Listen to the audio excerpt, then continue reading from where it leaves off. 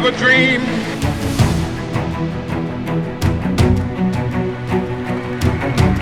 I have a dream. I have a dream today. Bonjour à tous et merci de nous rejoindre sur les ondes de l'audace et de l'espoir. C'est ici dans Big Dreams, votre podcast, que s'expriment les visions de demain, le carrefour où se rencontrent les rêveurs d'Afrique et d'ailleurs, ceux qui forgent l'avenir par des rêves ambitieux. Je suis Éric Caglan et aujourd'hui, nous plongeons dans l'univers de la culture et des arts avec un invité exceptionnel, Eric Ouananou, artiste peintre et curateur d'art togolais. Il est en ligne d'Abidjan pour partager avec nous sa vision sur la construction d'un écosystème culturel solide et rayonnant sur le continent. Les artistes sont déjà là, qui sont doués, qui sont talentueux. Il y a tout un écosystème des curateurs, donc des commissaires d'exposition, des médiateurs d'exposition, des critiques d'art, des historiens d'art. C'est tout un écosystème que nous n'avons pas, qui anime ce qu'on appelle un marché d'art. Eric Ouananou est un architecte de la renaissance culturelle de l'Afrique, une Afrique où la culture est à la fois le reflet de notre identité et un levier économique essentiel. Une Afrique où galeries et musées doivent devenir les étendards de notre patrimoine et les témoins de notre élan vers la modernité. Mon rêve, c'est d'arriver à ce que l'Afrique possède la totalité de son rayonnement. C'est-à-dire qu'on a des entreprises culturelles qui n'ont pas encore les moyens de devenir des industries culturelles. Notre invité Eric Ouananou fait partie de ceux qui, comme nous, sont convaincus qu'une Afrique sans rêve est une Afrique sans avenir. C'est dans les rêves d'aujourd'hui que germent les réalités de demain. De la valorisation de nos artistes à l'ouverture de nos frontières, du besoin de rêver grand à l'urgence d'agir, nous explorerons avec Eric Ouananou comment la culture peut être le pilier de l'Afrique que nous voulons pour les générations à venir. Un voyage passionnant qui commence tout de suite à la plus grande compétition sportive et culturelle d'Afrique, la CAN. Voici Big Dreams. I have a dream. I have a dream today.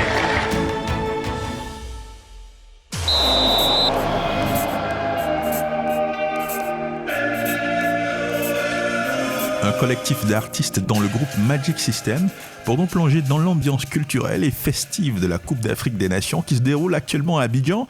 Pour vous qui vivez cette CAN de très près, Eric Ouananou, comment cet événement culturel majeur reflète-t-il à vos yeux l'importance de la culture et des arts dans l'unification de l'Afrique ?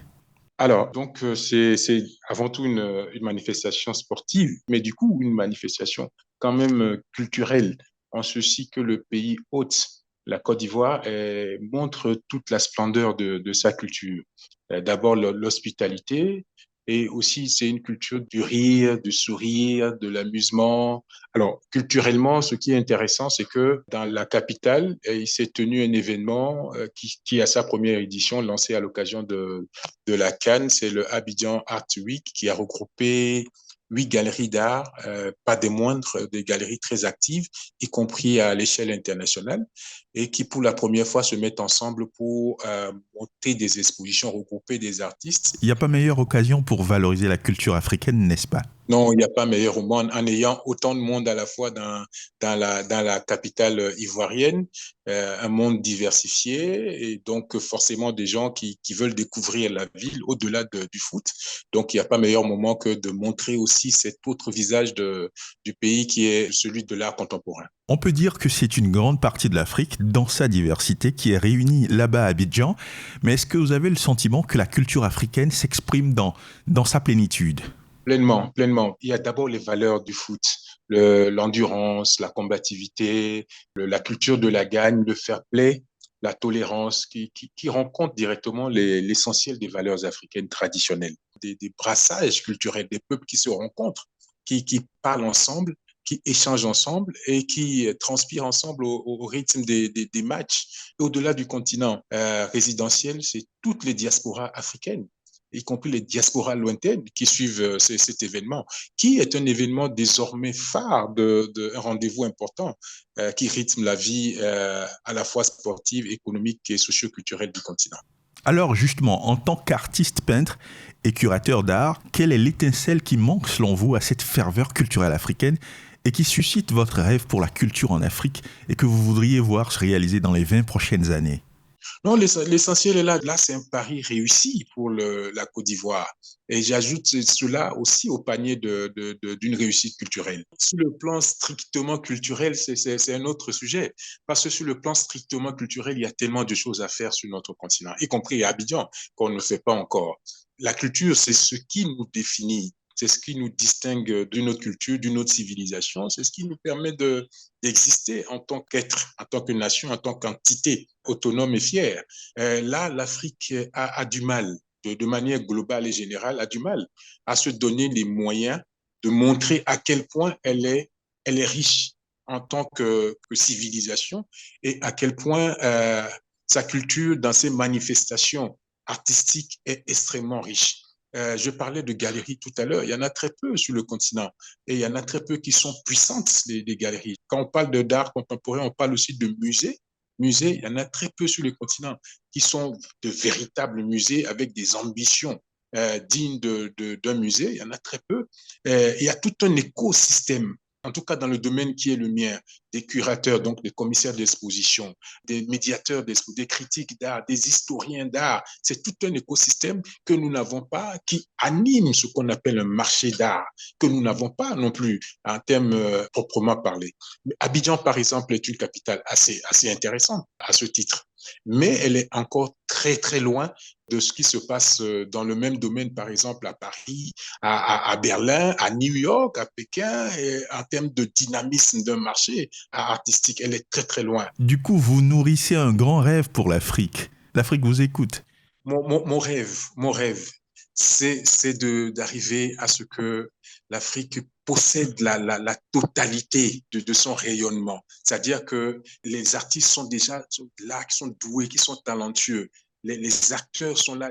On a des entreprises culturelles qui n'ont pas encore les moyens de devenir des industries. C'est de parvenir à ce que ces entreprises deviennent des industries culturelles, que la musique nourrisse les musiciens, que le théâtre, la littérature, les arts visuels de manière générale apportent aux artistes un marché local, un marché africain entre nous, avec des événements importants, des biennales, des foires, des rencontres, des marchés, des ventes, des collectionneurs de grande taille qui puissent nous donner les moyens, quand nous sortons du continent, d'être aguerris avec le sentiment d'être fort de par nous-mêmes, afin d'aller dans le monde en étant convaincus qu'on est là en conquérant et non en mendiant ou en victime. Et le rêve ultime, c'est cela, c'est que l'Afrique possède en fait toute la totalité de son rayonnement. C'est que nous n'avons pas encore réussi à faire, mais je pense qu'il y a quelque chose qui est en cours, qui se fait petit à petit. Alors que l'Afrique foisonne de créativité, Eric Ouananou dévoile les paradoxes d'un continent à la croisée des chemins culturels. Son tableau, bien que riche en nuances, souligne l'urgence d'une renaissance culturelle africaine. C'est un appel à une introspection collective pour dénouer les ficelles qui retiennent le potentiel artistique africain.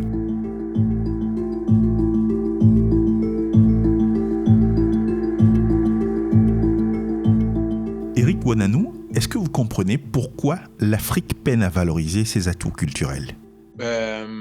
La principale cause, c'est que les moyens que les États si difficilement parviennent à mobiliser suffisent à peine à satisfaire les besoins immédiats, les besoins les plus urgents. Manger, se soigner, éducation. Les moyens suffisent tellement peu que nos États sont obligés de demander ce qu'on appelle, qui est une honte pour nous, cette appellation de l'aide, que nos États sont obligés de courir derrière de l'aide pour manger et nous soigner et tout le reste. Et donc, le peu qui reste qu'on met dans la culture, on ne le sent pas, tellement que ce n'est pas un enjeu. C'est-à-dire que ce n'est pas une priorité. Voilà, c'est ni une priorité, ni un enjeu. C'est pas que du divertissement, c'est des créations d'emplois derrière. Prenons Hollywood. Hollywood, c'est d'abord une économie. Prenons Nollywood au Nigeria. C'est une économie, c'est des industries rentables. Donc, pourquoi pas un État pauvre ne peut pas rêver, mettre des moyens dans ce qui peut créer de l'emploi. Ça, c'est une des causes. Mais il y a une autre cause qui est, de mon point de vue sociologique. C'est que un grand musicien, c'est celui on a entendu sur les grands médias occidentaux avant que de le voir sur une scène ici chez nous. Donc, c'est aussi une cause qui est importante, qui est sociologique. Néanmoins, la principale cause, c'est le défaut de soutien financier venant des États. Alors justement aujourd'hui, pour investir dans la culture, quels sont ces investissements que vous jugez cruciaux pour stimuler la croissance culturelle et la reconnaissance de l'art africain? Des politiques culturelles ambitieuses. Sur le papier, tous les États ont des politiques culturelles ambitieuses. Maintenant, si on prend les budgets qui sont octroyés aux divers ministères de la culture, déjà pour leur fonctionnement, et ensuite pour l'investissement, parce qu'un ministère de la culture doit pouvoir investir dans la création. Je te donne un exemple, un événement comme la Biennale d'art contemporain de Dakar, c'est à peu près autour de 500 millions donc, de francs CFA. Si tu prends un événement comme le FESPACO qui concerne le cinéma au Burkina Faso, c'est à peu près dans les mêmes eaux.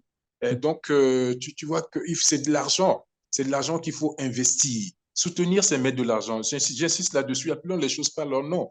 Soutenir, c'est mettre de l'argent. Si on parle de la série Ahoué, une très belle série au Togo, une très, très belle série en langue, dans une des langues togolaises, produite par des Togolais sur un appel à participation sur les réseaux, et donc qui est à sa première saison, qui est très bien appréciée, au point que la production a lancé un nouvel appel pour dire le besoin de financement qui est à leur niveau. Ils parlent de 250 millions de francs CFA pour que la série puisse se financer de manière convenable et les acteurs soient payés. Ils nous ont dit que cette saison-là, les acteurs ont dû travailler de manière bénévole. Imagine cela. Pour être un acteur, on a une famille derrière, on a des besoins, on a des ambitions. Le bénévolat, c'est une bonne chose, c'est patriotique, mais au-delà du bénévolat, il faut vivre. Être un acteur, les Américains ont créé, par exemple, la Star System. La Star System, c'est aussi la manière de montrer la puissance de l'industrie, c'est la réussite matérielle de la star. On connaît de grands artistes africains qui sont morts dans l'indignité totale, en n'ayant pas les moyens de se soigner. Musiciens, plasticiens, acteurs de cinéma, tout le continent. Il y a des drames comme ça qui se jouent dans le milieu culturel. Dans la dynamique d'un continent qui s'éveille à l'importance cruciale de la culture comme vecteur de dignité africaine et d'unification, nous faisons face à un paradoxe poignant. Les frontières africaines restent des murs infranchissables pour bon nombre d'Africains eux-mêmes. L'art et la culture pourraient être les clés ouvrant ces verrous, transformant les obstacles en ponts, et pourtant trop souvent, les talents africains se voient contraints de travailler dans l'ombre de ces barrières, rêvant d'une scène où la reconnaissance n'est pas qu'un écho lointain, mais une réalité tangible.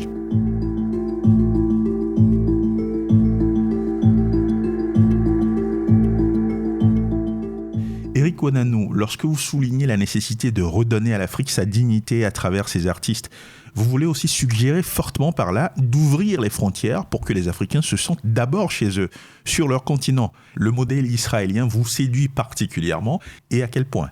Ouvrir les frontières, c'est absolument ça. C'est-à-dire permettre aux artistes de pouvoir bénéficier de mécanismes spéciaux de voyage, mécanismes spéciaux de production, de diffusion, de coproduction, de codiffusion, qui apporteraient ce que les États semblent si incapables d'apporter en termes d'argent, donc qui permettrait de leur offrir des facilités avec lesquelles ils peuvent financer les événements. Ça, c'est important. Mais aussi, à travers des organisations comme la CEDEAO, l'Union africaine, on peut peser sur les choses de manière à ce que ces organisations, d'une façon volontaire, elles-mêmes puissent organiser des mécanismes qui fassent circuler les artistes librement en incitant de manière automatique ces exonérations dont je parle. J'ai toujours rêvé du fait que lorsque un noir dans ce monde, parce que l'Afrique est quand même le berceau de tout ce qui est peau noire en termes d'humanité, lorsqu'un noir américain antillais voudrait, du seul fait de son attachement à l'Afrique, solliciter une nationalité africaine, j'ai toujours rêvé de mécanismes allégés qui soient une formalité tellement simple que le fait devienne automatique. À l'instar d'un juif qui quitte n'importe quel pays du monde et qui va en Israël, qui voudrait devenir juif, c'est assez allégé comme mécanisme.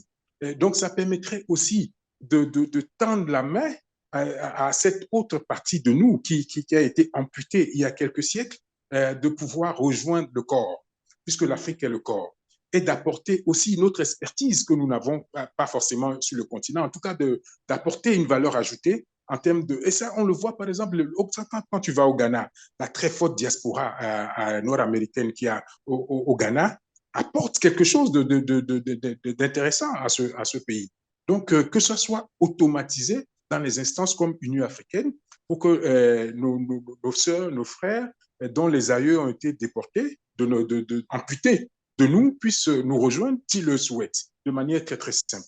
Et ça aussi, c'est un apport culturel qui est là. Quand on parle des Noirs américains, par exemple, ou des Antillais, lorsque nous sommes sur le continent en Afrique ici, et nous entendons une première note de leur musique, nous vibrons de la même manière qu'eux.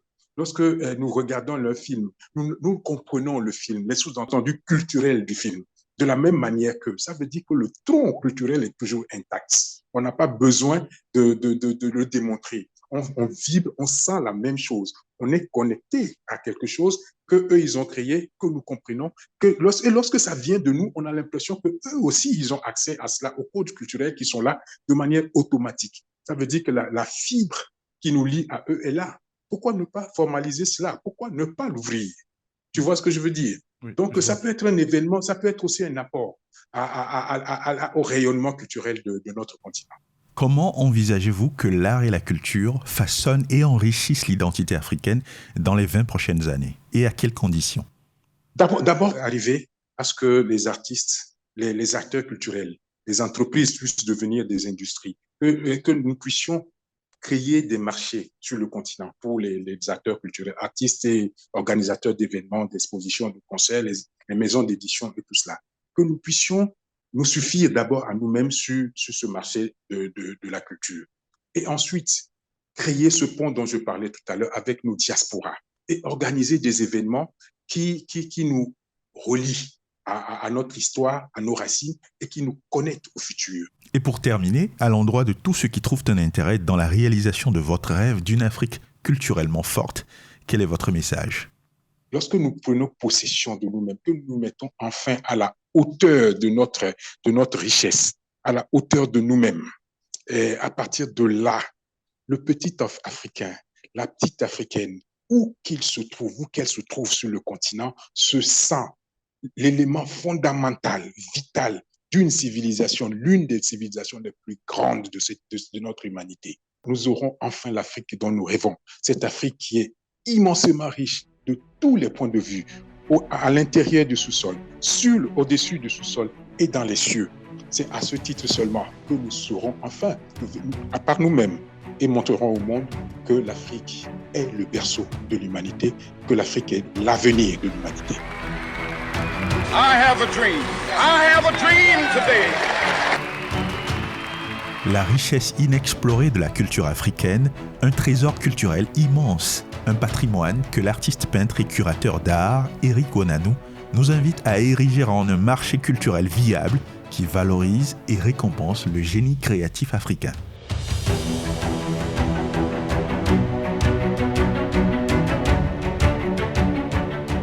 Eric Onanou, une voix de l'espoir qui a su nous faire voyager au-delà des horizons culturels visibles. Alors n'hésitez pas à liker et à partager ce podcast. Et si vous avez vous aussi de grands rêves pour l'Afrique, contactez-nous dès maintenant en nous laissant un petit commentaire sous ce podcast. Nous prendrons beaucoup de plaisir à vous lire et à vous rencontrer. I have a dream. I have a dream today.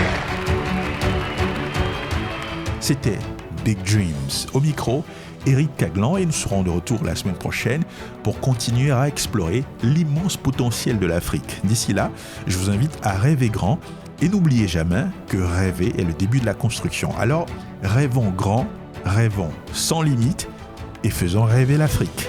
À plus.